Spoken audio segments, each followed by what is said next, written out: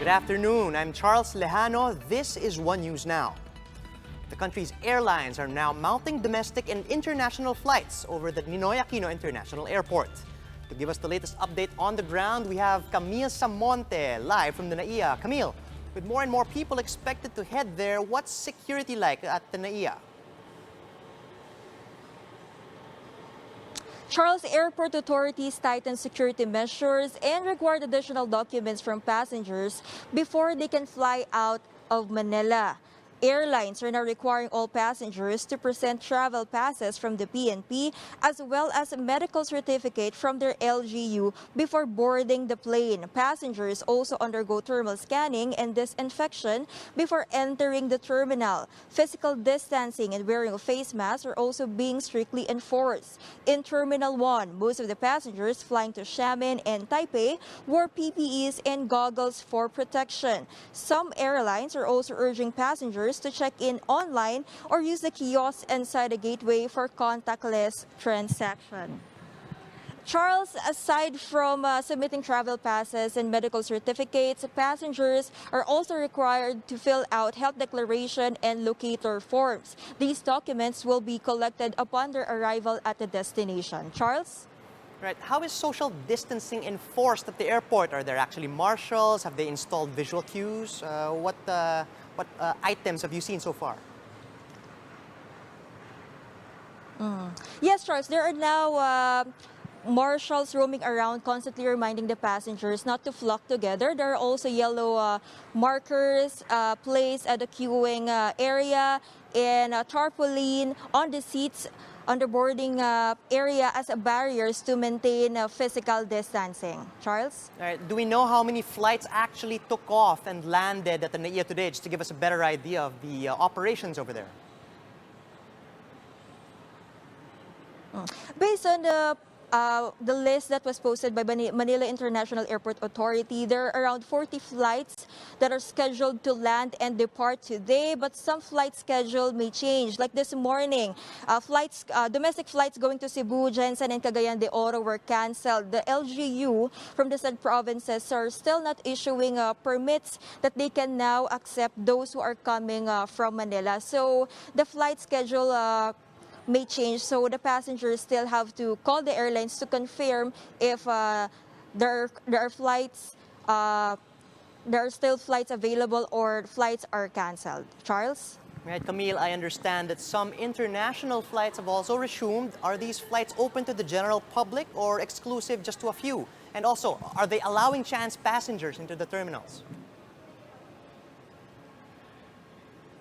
Charles, the international flights at NAIA will remain limited to the 400-passenger daily cap for inbound flights imposed by the IATF. So foreign nationals can board the flights, but Filipinos are not allowed to depart the country unless they are OFWs or permanent residents in their country of destination. So leisure travel is not allowed. As for the chance passengers, airport authorities advise those who would like to be a chance passenger that there will be no guarantee for flights and they might be waiting for nothing. So again, they are constantly reminding the passengers to call ahead of time and make sure they have confirmed flights. Charles?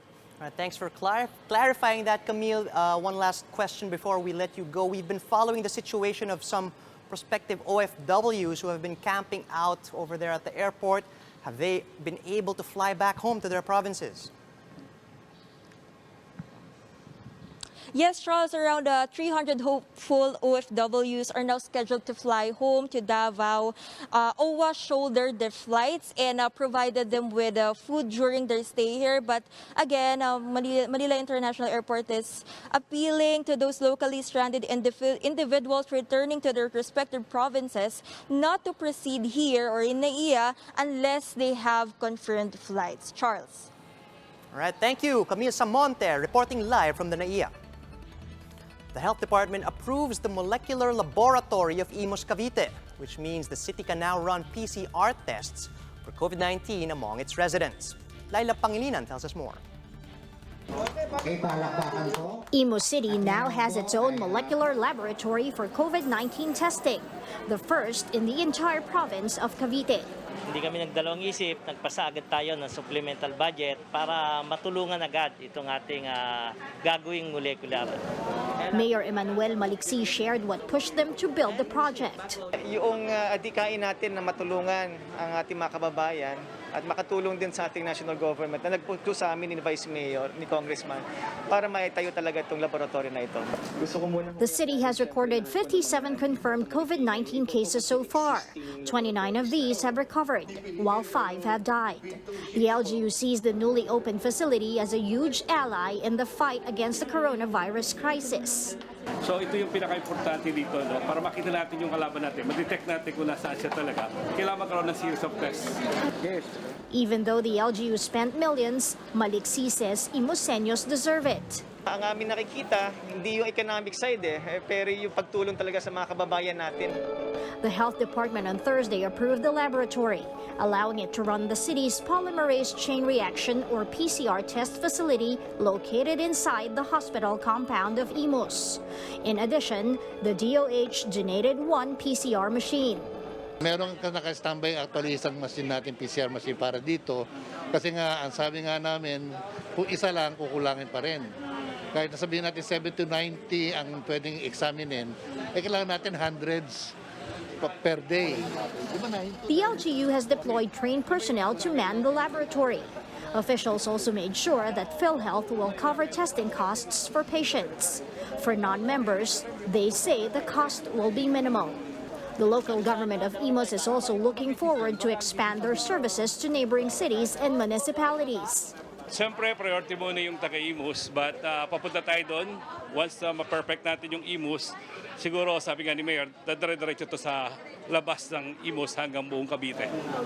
Local officials are also planning to build their blood bank in anticipation of a rise in dengue cases in the coming months.